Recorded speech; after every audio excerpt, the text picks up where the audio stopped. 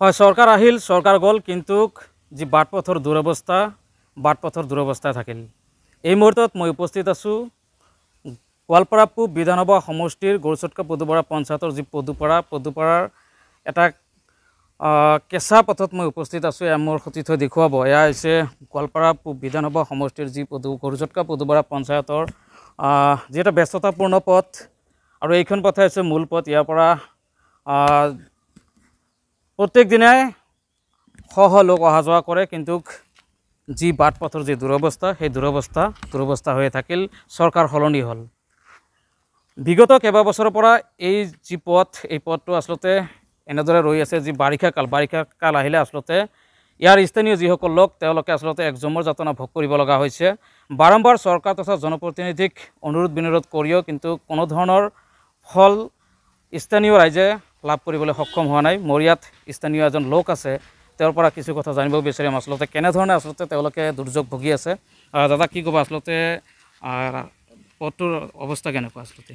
Actually ক'ব গ'লে আমাৰ এই পথটো বহুত বছৰ পুৰণা ৰাস্তা হয়। এইটো একচুৱেলি আমি ইয়াতে মানে বাৰিষা কালত গাড়ী মটৰটো দূৰৰে কথা, আপোনাৰ চাইকেল লৈ যোৱা মানুহৰো মানে পিছলি পৰি মানে হাত ভৰি ভাঙি যায়, মানে খোজকাঢ়ি যাব নোৱাৰে, এনেকুৱা এটা দুৰৱস্থা হয়।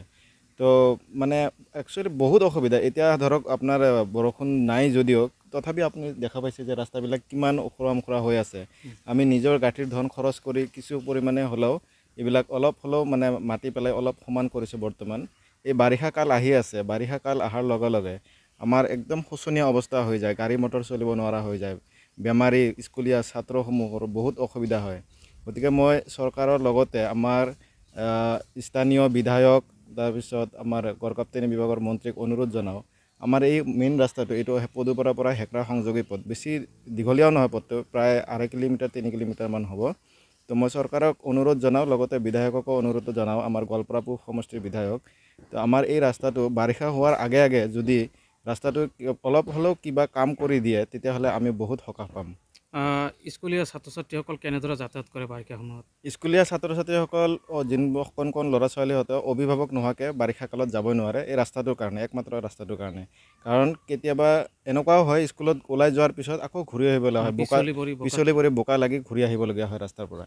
জৰুৰী ধৰক আপোনাৰ এম্বুলেঞ্চৰ ক্ষেত্ৰত, এম্বুলেঞ্চটো আপোনাৰ বাৰিষা কালত সোমাবই নোৱাৰে এই ৰাস্তাত। তাৰমানে মানুহক চিকিৎসালয়ত লোৱাৰ কাৰণে কিছুমানে ঠেলাৰ ব্যৱস্থা কৰে, কিছুমানে সেনেকৈ পৰি থাকিবলগীয়া হয়, মানে বহুত অসুবিধাৰ সৃষ্টি হয় একচুৱেলি।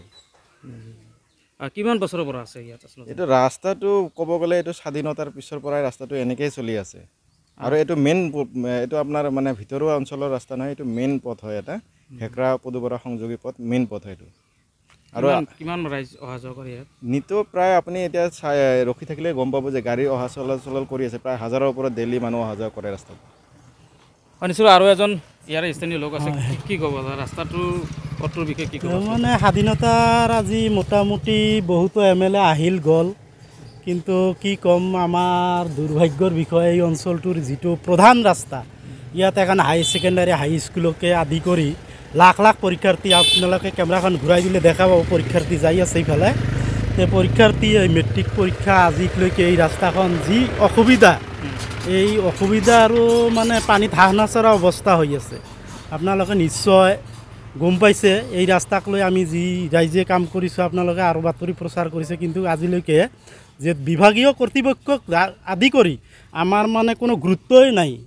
কৰ্তৃপক্ষক আপোনালোকে জনাইছিলে? আমি জনাইছিলোঁ, PWDকে আদি কৰি যিখিনি দৰখাস্ত আদিলৈকে যিখিনি গৈছে, হয়তো ৰিপৰ্ট আপোনালোককো দিয়া হৈছে কিজানি।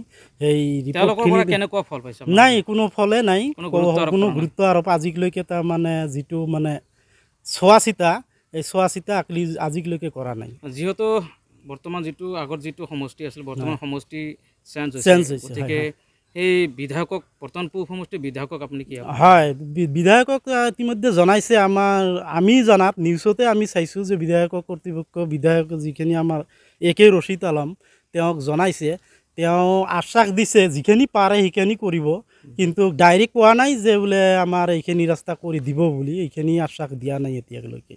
চৰকাৰক কি আহ্বান জনাব? চৰকাৰক মই ভাবোঁ, যিহেতু আগলৈকে আহ্বান জনাইছোঁ যে অচিৰে আমাৰ এই পূব সমষ্টিত পৰিছে লাষ্ট পূব সমষ্টিৰ একেবাৰে লাষ্ট আমি পৰিছোঁ। এই লাষ্ট ৰাস্তাখিনি যাতে আমাক কামৰূপলৈকে যোৱাৰ সুবিধা কৰি দিয়ে, এইখিনি আমি কাটৰ আহ্বান জনাইছোঁ। হয়, নিশ্চয়কৈ ক'ব লাগিব যি আচলতে পদুপাৰাৰ পৰা হেকৰালৈ যোৱা যি সংযোগী পথ আচলতে বিগত কেইবা বছৰৰ পৰা আচলতে জৰাজীৰ্ণ ৰূপত আছে। আচলতে এক জমৰ যাতনা ভোগ কৰি আছে স্থানীয় লোকসকলে নিজৰ গাঁঠি ধন খৰচ কৰি সময়ে সময়ে তেওঁলোকে যি পথৰ যি দুৰৱস্থা তেওঁলোকে নিৰ্মূল কৰিছে। আচলতে নিজৰ গাঁঠি ধন খৰচ কৰি কিছু হ'লে মাটি পেলাই আচলতে তেওঁলোকে এই পথছোৱা মেৰামতি কৰিছে। আৰু বৰ্তমান যিহেতু পূব সমষ্টিত আচলতে এই অঞ্চল পূব সমষ্টিৰ অন্তৰ্ভুক্ত হৈছে, যাৰ বাবে আচলতে পূব সমষ্টিৰ বিধায়ক তথা চৰকাৰক কাটৰ আহ্বান জনাইছে ইয়াৰ স্থানীয় লোকসকল, যাতে চৰকাৰে এই পথছোৱাৰ মেৰামতিৰ লগতে পকী